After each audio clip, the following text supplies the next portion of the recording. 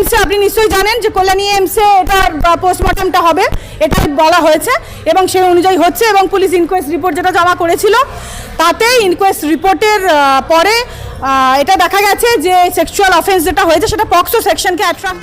যারা সাধারণ মানুষ অভিযোগ করছেন এবং রাস্তায় নেমেছেন তাদেরকে সেখানকার বিধায়ক গণেশ চন্দ্র মণ্ডল তিনি গিয়ে হুমকি দিচ্ছে, পুলিশও হুমকি দিচ্ছেন, পুলিশও বিধায়কও হুমকি দিচ্ছেন, কেস দেওয়া হচ্ছে। তো কেন যত আজকের দিনে এমন যুগ দাঁড়িয়েছে যে ধর্ষিতা সে যখন মামলা করবে বা যে শ্লীলতাহানির অফেন্স যার সঙ্গে হচ্ছে সে যখন কোর্টের কাছে আসছে বা সে যখন মামলা করছে ডেফিনেটলি জানবেন সেই মেয়েটি যদি বুকে মার খেয়ে তলপেটে মার খেয়ে সেই মেয়েটি যদি চুপ করে গেল তাহলে তার সম্মান বেঁচে গেল। এইটা মেয়েদের মাথায় ঢুকিয়ে দেওয়া হচ্ছে, এগুলোকে বলে জিহাদি, এগুলো হচ্ছে জিহাদিকরণ। সেই মেয়েটা যদি এগিয়ে আসলো জানিয়ে দিল যে না গো আমার বুকে পেটে মেরেছে গো, ব্যাস তার মানে সেই মেয়েটির পরিবার সেই মেয়েটিকে মিথ্যা কেস খেতে হবে, এমনকি জেলের ভাতও খেতে হবে। এটাই আমাদের অপরাধীদের জায়গা। এখানে মা দুর্গা দিনে দিনে নিধন হচ্ছে, মা দুর্গার আমরা পুজো করছি, মা দুর্গা পুজোর কি মাহাত্ম্য? দুর্গা পুজো মানে নারীদের জন্য সুরক্ষা, নারীদেরকে বাঁচিয়ে রাখা। শুধু বেটিকে শুধু পড়ালে হবে না, বেটিরা বাঁচতেই পারছি না, তাহলে আমরা যদি আজকে বাঁচতেই না পারি আমরা পড়ে কি করব? পেনটা আমরা কোথায় সাইন করব? কোথায় আমরা মানুষের জন্য বিচার আনবো? কোথায় এতগুলো মানুষ যারা বিচারের অপেক্ষায় আছে যে আমাদেরকে এই বেটি বিচার এনে দেবে? সেই বেটি যদি নিজে না বাঁচে, একজন বিধায়ক এসে তিনি বলছেন যে আমি আপনাদের নামে মিথ্যা কেস দেবো, কারণ সরকারের গদিটাকে ধরে রাখার জন্য শাসক যখন জানবে যে তার গদিটা এখন নড়বড়ে হয়ে গিয়েছে তখন সে সাধারণ মানুষের গলা টিপে ধরার জন্য মিথ্যা কেস হচ্ছে তার প্রথম কারণ। এবং মিথ্যা কেসে সাধারণ মানুষকে জেলবন্দি করা যাতে করে শাসকের চেয়ারটা পাকা থাকে।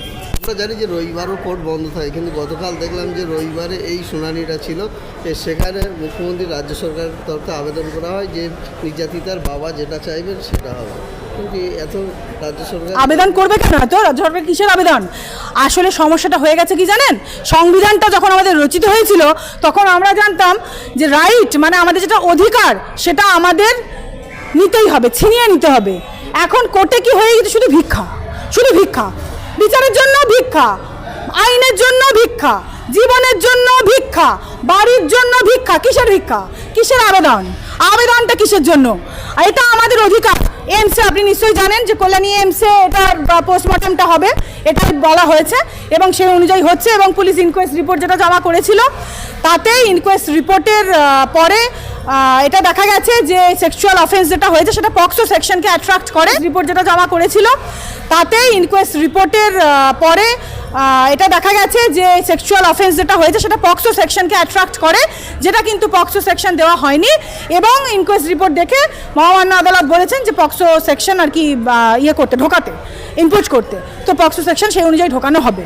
মুখ্যমন্ত্রী বলছেন যে 3 মাসের মধ্যে যাতে শাস্তি পায় পক্সো কেসের আন্দোলনে ব্যবস্থা করা হবে। ফাঁসি কি করে 3 মাসের মধ্যে শাস্তি কি করে হবে? 3 মাসের মধ্যে তদন্ত কমপ্লিট হলে তো শাস্তি হবে। উনি একটা বিল পাস করে তদন্ত প্রক্রিয়াটাকে যখন বাধা দিচ্ছেন, তদন্তটাকেই যখন হতে দিচ্ছেন না, তদন্তের যখন মুখে বালি চাপা দিয়ে বন্ধ করে দিচ্ছেন। একজন বিধায়ক, তিনি তো তৃণমূলের ফেস, একজন বিধায়ক তৃণমূলের, সে তো তৃণমূলের মুখ।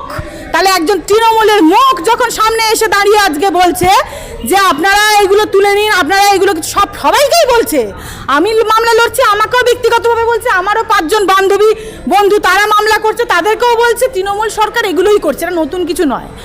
এবং আমাদেরকেই যখন বলছে তাহলে সাধারণ মানুষকে তারা বলবে না? সাধারণ মানুষকে তারা ছেড়ে রেখে দেবে? কোর্টের ভিতরে আমাকে যদি পিটিয়ে ধরুন মেরে ফেলে কি করতে পারবেন? আমি ঢুকতে পারছি না ভয়ে। আমার যেদিন মামলা সেদিন আমি নিজের মামলার ভয়ে আমি কোর্টের ভিতরে ঢুকতে পারছি না। কোর্টের ভিতরে পিটিয়ে মেরে তারা বলে দেবে যে উনি নিজে সুইসাইড করেছেন, ধরুন তাই বলবে। তাহলে এই হয়ে গিয়েছে আমাদের আইন ব্যবস্থা, বিচার ব্যবস্থা। এই বিচার ব্যবস্থায় যেখানে মুখ্যমন্ত্রীর দায় নেই, কি আজকে আমি রাস্তায় যাতায়াত করলে প্রতিটা মা বোন এসে বলছে যে কি মানে আমাদের আজকে দাঁড়িয়ে এরকম মহিলা মুখ্যমন্ত্রীর? কি মানে যিনি শুধু মহিলা মুখ্যমন্ত্রী নন, তিনি আমাদের মাননীয় স্বাস্থ্যমন্ত্রী, তিনি আমাদের মাননীয় পুলিশ মন্ত্রী। এই আশা করতে পারি আমরা? পুলিশের রুলস রেগুলেশনস কোথায়? আইনের অপব্যবহার। 3 মাসের মধ্যে ফাঁসি দেবে? কি হবে? তদন্ত ছাড়া?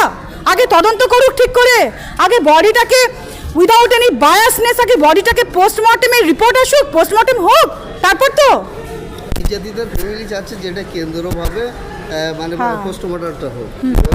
হচ্ছে তো কল্যাণী এমসে তো দেওয়ার অর্ডার কোড দিয়ে দিয়েছেন যে কল্যাণী এমস থেকে ওনার পোস্টমর্টমটা হবে, সেটা সেন্ট্রালের আন্ডারে পড়ছে।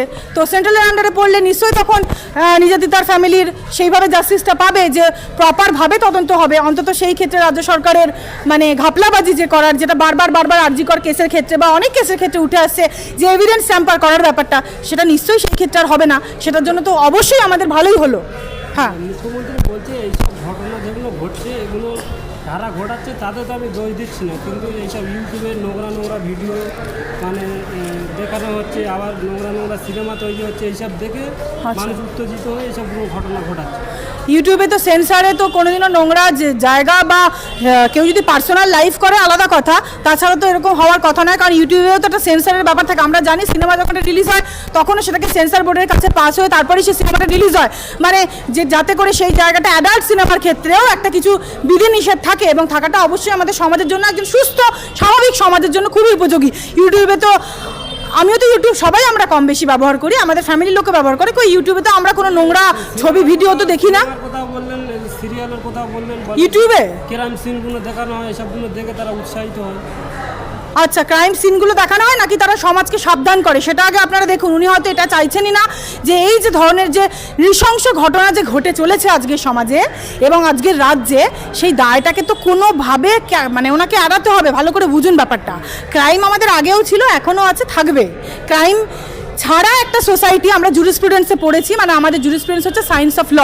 আমরা আমাদের লতে যখন এলএলবি ডিগ্রি করি, আমাদের জুরিসপ্রুডেন্সটা আমাদেরকে পড়তে হয়েছিল। সেখানে একটা ক্রাইমহীন একটা সোসাইটি থাকা সম্ভব নয়।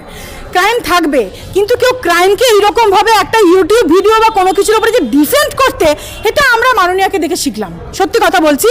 কারণ ওনাকে কোনোভাবে এটা ঢাকতেই হবে যে আমার রাজ্যে আমি খুব ভালোভাবে চালাচ্ছি, অথচ ওনাকে প্রয়োজন পড়লে একটা মেয়ে আজকে নির্যাতিত হয়, ওনার কাছে দেখা করতে যান দেখি, উনি দেখা করবেন না, আমরা দেখেছি করছে। এরপরে আপনারা ভাবুন বিচার কি করে পাওয়া সম্ভব। আর এটা বলার জন্য অনেকে এখন এই কথা বলবে যে আমরা তো আইন পড়েছি টাকা ইনকাম করার জন্য, আমরা তো ওকালতনামায় সাইন করতেই পারি, এটা আমাদের মৌলিক অধিকার। কিন্তু ওই যে বললাম, ধর্মীয় জিনিসটা যেন, ধর্ম যেন আমাদের সবসময় মাথার উপরে থাকে। কারণ আমাদের এটাই আমরা লেখা থাকে সুপ্রিম কোর্টের উপরে, দেখবেন ইয়া তো ধর্মস্ততা জয়া, মানে where there is dharma there is victory. যেখানে ধর্ম আছে সেখানে জয় আছে। এখানে সেই গীতার বাণী আমরা ফলো করতে পারছি না। শুধু আইপিসি সিআরপিসি পড়লে হবে না, আমাদেরকে গীতা পড়তে হবে, আমাদেরকে ধর্মগ্রন্থ পড়তে হবে। আমাদের ধর্মগ্রন্থে বলা হচ্ছে সবাইকে ভাই মনে করো, সবাইকে নিয়ে চলো, সবাইকে নিয়ে উন্নতি করো, বিচার ব্যবস্থা যেন সমান্তরাল হয়, সব কোনো দিকে যেন সেটা সাফারার না হয়ে যায়, ভিকটিম যেন সবসময় বিচার পায়। সেই জায়গা আজকে নেই, তাহলে কিভাবে সাধারণ মানুষ বিচার পাবে?